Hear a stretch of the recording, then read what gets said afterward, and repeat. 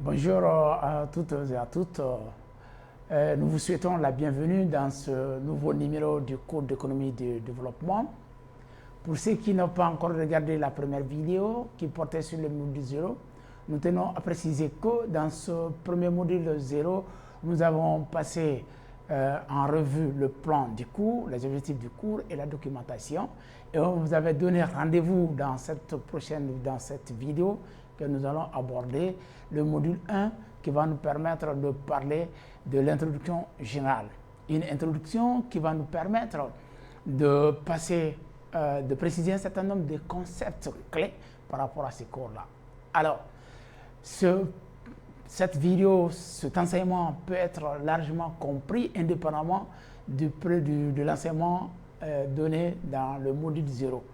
Mais toutefois, si vous regardez cette première vidéo, ça va vous permettre de cadrer un certain nombre de concepts, de comprendre un certain nombre de concepts avant de continuer pour ceux qui viennent de prendre le terrain en marche. Ceci dit, nous passons rapidement aux objectifs assignés à cette deuxième vidéo. Dans ce module 1, à la fin de cet enseignement, vous devez être capable de définir correctement l'économie du développement. Là, nous tâchons pour cela. Et après, vous devez être capable de différencier l'économie du développement économique. Alors, l'enseignement d'aujourd'hui va nous donner des compétences nécessaires pour l'atteinte de ces deux objectifs. Alors, ces objectifs, nous n'allons pas les oublier, nous allons les garder en main. Pour cela, pour l'atteinte de ces objectifs, le cours va suivre le plan suivant. Dans un premier temps, nous allons aborder la nuance qui puisse trouver entre l'économie du développement et le développement économique. Et du coup, nous allons définir l'économie du développement, ce qui va faciliter la nuance entre les deux concepts. Et par la suite, nous allons aborder la notion du développement de façon précise. Et ce qui va nous amener pour la suite de caractériser et de préciser les concepts du développement. Après avoir situé les concepts du développement, nous allons terminer par cet enseignement, par l'enseignement d'aujourd'hui, en précisant les domaines de l'étude du développement. Pour ce qui concerne la nuance qui puisse exister entre le développement économique et l'économie du développement, c'est une nuance qui est importante pour nous et pour vous. Pourquoi? Parce qu'on peut comprendre qu'il s'agit juste d'une simple juxtaposition entre économie et développement. Si je veux, je commence par économie et je termine par développement, ou je commence par développement et je termine par économique. Eh bien, non, ce n'est pas cela. Parce que c'est deux concepts différents. Quand on dit économie du développement et quand on dit développement économique, nous faisons allusion à deux choses différentes. Et pourquoi? Parce que l'économie du développement, en gros, si nous simplifions les choses, est un enseignement, est une discipline de la science économique, mais qui a comme objet l'étude du développement économique. Donc, du coup, le développement économique se trouve être l'objet d'étude de l'économie du développement. Donc, l'économie du développement se trouve être une science qui étudie le développement économique. Ça, vous devez retenir en entame de cet enseignement que le développement économique est l'objet d'étude de l'économie du développement. En ce moment, nous devons chercher à comprendre c'est quoi l'économie du développement, puisque l'économie du développement doit étudier le développement économique, donc il est de taille en termes d'importance de chercher à comprendre c'est quoi l'économie du développement. Donc c'est ce que vous devez noter, c'est quoi l'économie du développement. De façon simplifiée, l'économie du développement est un ensemble de pratiques publiques, privées, mais qui donnent comme conséquence, ces pratiques ont comme conséquence le développement économique. On va revenir sur le développement économique de façon détaillée un peu plus tard dans cet enseignement. Mais nous devons comprendre que l'économie de développement, par définition, peut être un ensemble de pratiques d'ordre public et privé. D'ordre public, ça c'est la dimension collective, la dimension nationale de l'activité économique. D'ordre privé, il s'agit de l'activité économique, des décisions économiques prises par l'initiative privée, prises par les agents économiques. Ça peut être les ménages, les entreprises, les individus de façon privée. En ce moment, nous parlons de l'appropriation des moyens de production, de l'appropriation de l'initiative de production. Et de façon générale, on peut définir l'économie de développement comme étant la branche de la science économique qui permet l'application des techniques de l'analyse économique à la résolution des problèmes économiques, des problèmes sociaux, des problèmes environnementaux et des problèmes institutionnels. Pourquoi? Si vous vous attelez à définir et à comprendre comment le prix se forme sur le marché, par exemple, comment les agents économiques prennent des décisions de production, prennent des décisions de consommation, prennent des décisions d'offres, de demande, ça, c'est des questions d'ordre économique, des questions qui relèvent de l'initiative privée. Mais c'est des questions qui sont analysées de façon approfondie dans l'analyse du développement économique. C'est des problèmes économiques. Les questions liées à l'inégalité. Vous n'êtes pas sans savoir que le marché permet la répartition primaire des revenus. Alors, en ce moment, quand on parle d'inégalité entre les revenus, d'inégalité entre les salaires, nous avons des questions d'ordre social. Quand nous parlons des questions liées à la croissance et à la croissance verte, c'est des questions liées à la dimension de protection de l'environnement, des questions de l'environnement, des questions de la croissance verte. Alors, quand nous parlons d'économies qui prennent en compte, si vous voulez bien, les questions de redistribution, c'est des questions d'ordre institutionnel, des questions d'infrastructure, des questions de l'offre des biens collectifs, c'est des questions d'ordre institutionnel. Alors, en un mot, l'économie de développement, c'est la branche de la science économique qui étudie l'application des techniques de l'analyse économique à l'étude des problèmes économiques, problèmes de revenus, problèmes de salaire, problèmes de distribution de revenus, d'ordre environnemental, protection de l'environnement, la croissance propre, des questions d'ordre social, des questions d'ordre institutionnel. Alors du coup, on voit cette nuance qui puisse être établie entre l'économie de développement et le développement économique. Donc l'économie de développement est la science qui étudie comment on règle les questions du développement économique dans une nation donnée. Alors, venons-en à la notion du développement. Pour comprendre cette notion de développement, nous allons aborder d'abord la question de notion de système. Parce que nous avions plusieurs types de systèmes. Nous avons de façon générale des systèmes physiques, des systèmes vivants, des systèmes sociaux. Des systèmes physiques sont des systèmes dont leur forme ne varie pas ni dans la nature, ni dans l'espace. Par exemple, si vous prenez un véhicule, par sa forme, que ce véhicule soit au Mali, soit en France ou ailleurs, ne va pas changer ni de forme physique, ni de poids. En ce moment-là, nous avions un système physique.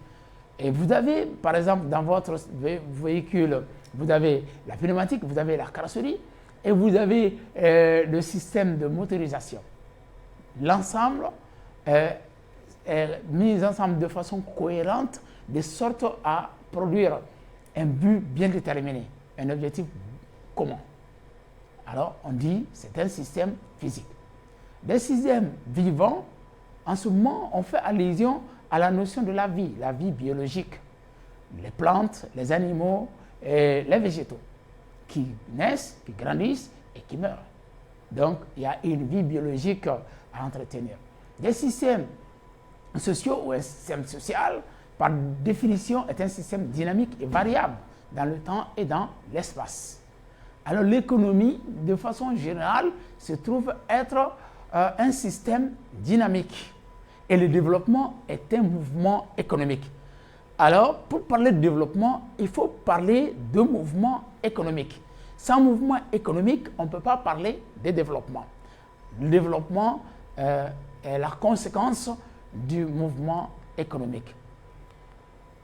Alors, quel type de mouvement produit le développement économique?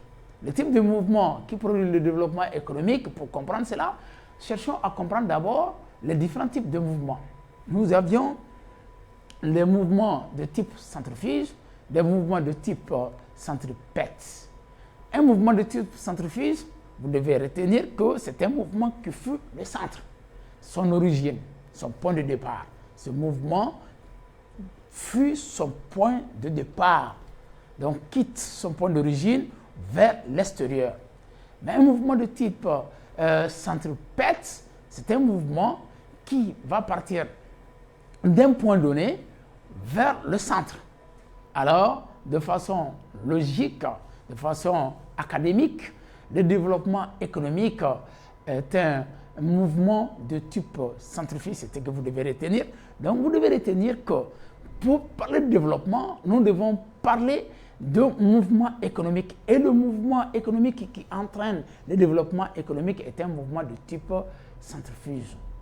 Donc, c'est un mouvement tourné vers le bien-être. Nous y reviendrons un peu plus tard. Alors, pour comprendre ce que nous venons de dire de façon résumée, si vous observez ce graphique, alors vous allez comprendre que ce graphique vous permet de savoir que la force centrifuge que vous voyez, représentée par la flèche dirigée vers l'extérieur, et la force centripète que vous remarquez, représentée par la flèche dirigée vers le centre. Si les deux forces ont la même intensité, la courbe que nous allons tracer va donner la forme d'un cercle. Mais une fois que la force centrifuge remporte sur la force centripète, alors le cercle va s'écarter en termes de rayons. Alors, nous allons tracer un cercle plus grand. Le cercle plus grand que nous traçons permet de dire que nous nous écartons de l'origine. Le fait que nous nous écartons de l'origine, cela entraîne le développement. Nous améliorons les choses. Nous améliorons les conditions de vie, nous améliorons les conditions de vie matérielle, les conditions de création de la production, etc. Alors, c'est ce type de mouvement qui entraîne le développement. Alors, sous quelle force le mouvement qui entraîne le développement est produit? Nous avons deux types de forces. Nous avons les forces exogènes, des forces endogènes. Et une force exogène que vous devez retenir, par définition, est une force qui se trouve externe à un système donné. Mais une force endogène est une force qui relève d'un système donné. Produire un mouvement économique peut provenir de ces deux types de forces, que ce soit des forces de type centrifuge ou de type centripète. Par convention académique, alors nous acceptons que le mouvement qui produit et les forces qui produisent le développement économique sont des forces de type centrifuge. C'est un choix académique, c'est ce que vous devez retenir. Toujours dans la notion de développement, nous abordons le cap, la direction que le développement économique suit, le mouvement économique qui est en train de développement suit.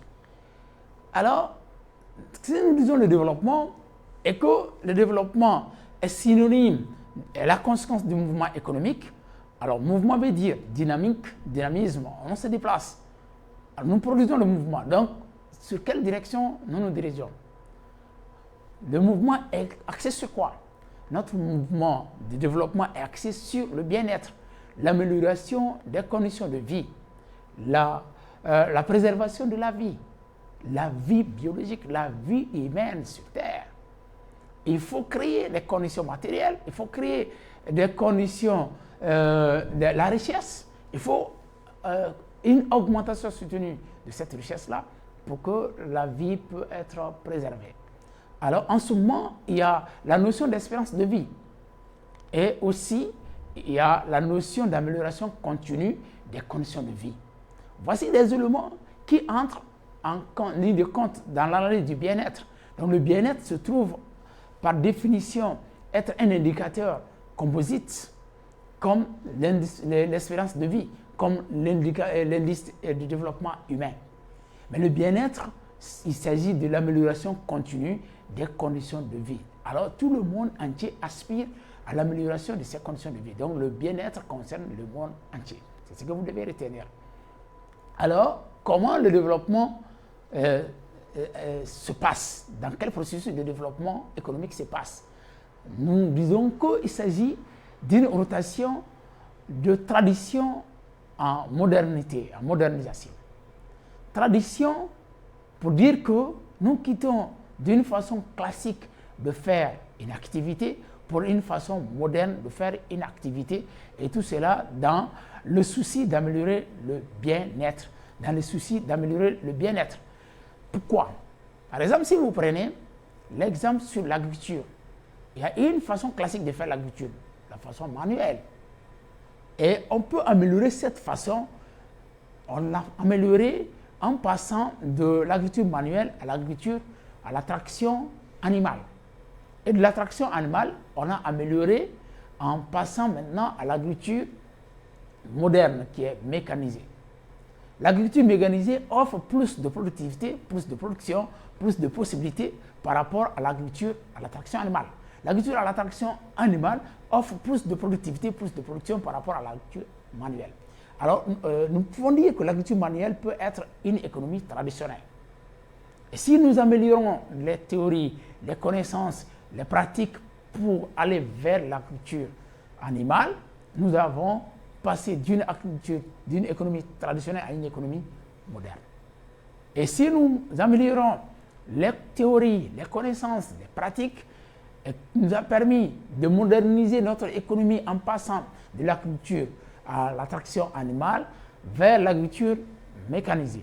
Vers l'agriculture modernisée, nous avons passé d'une économie moderne 1 à une économie moderne 2. Et c'est ce processus continu qui permet, de façon continue, qui permet d'améliorer le bien-être. Donc on dit que c'est une rotation entre les traditions et les modernisations. Alors, une économie dépassée devient une économie traditionnelle et une économie moderne devient une économie moderne et qui va offrir plus de possibilités. Alors, passons rapidement sur le concept du développement dans l'approche New Development Concept. Dans cette approche, le développement est la combinaison de 3 éléments. Le A plus le B plus le C donne le développement. Le A, c'est la croissance économique, le B, c'est le développement humain et le C, c'est le développement durable.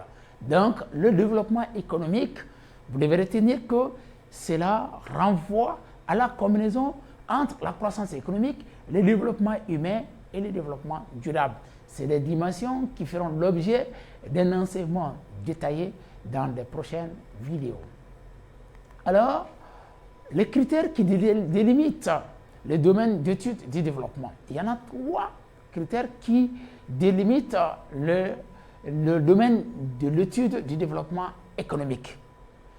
Un premier critère administratif, vous devez retenir que c'est un critère qui, par définition, dit que si vous êtes une économie assistée, enregistrée auprès des institutions de la gestion du développement, pour recevoir de l'aide, alors votre économie est concernée par l'étude du développement économique.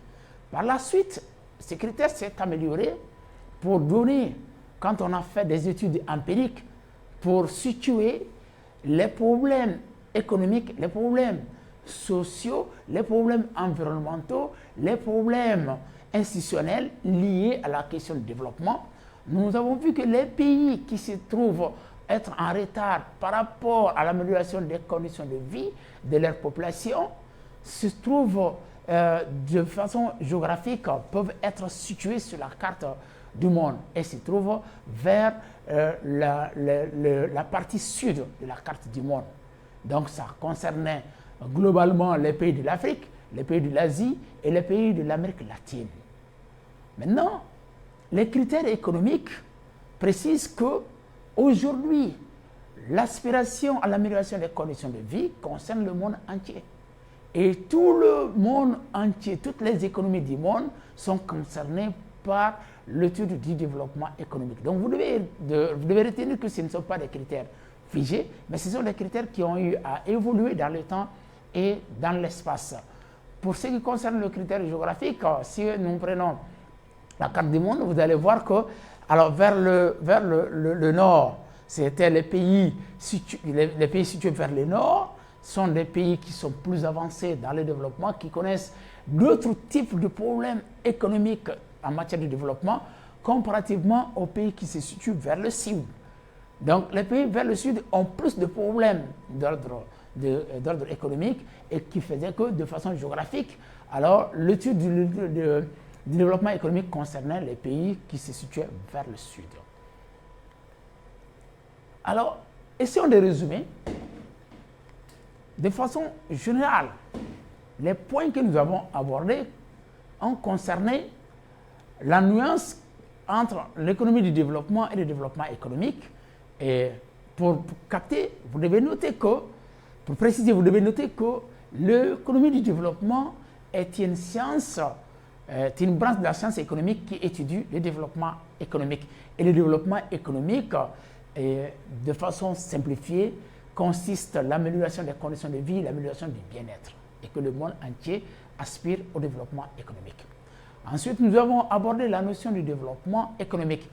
Alors, cette notion de développement économique renvoie à la notion du système économique, à la notion du mouvement économique, et que le mouvement économique entraîne le développement économique. Et ensuite, nous avons précisé les concepts de développement économique, et nous avons dit que le concept de développement économique est un concept composite, qui a plusieurs dimensions. Une première dimension qui est la croissance économique, une deuxième dimension qui est le développement humain, qui concerne l'état de santé des individus, et une troisième dimension qui est le développement durable, qui concerne tous les aspects de la protection de l'environnement. Et enfin, nous avons précisé le domaine d'étude du développement économique et que ce domaine d'étude est délimité jusqu'ici par trois critères. Un premier critère appelé critère administratif, un deuxième critère appelé critère géographique et un troisième critère appelé critère économique. Alors, si nous prenons cet enseignement, tout ce que nous avons développé, si nous le prenons ensemble, ça peut nous permettre tout de suite d'aborder le module 2 qui fera l'objet de la prochaine vidéo. Et dans ce module-là, nous allons étudier la trajectoire du développement. Et nous vous remercions pour votre intérêt par rapport à ces cours et nous vous donnons rendez-vous dans la prochaine vidéo pour étudier le module 2. Je vous remercie.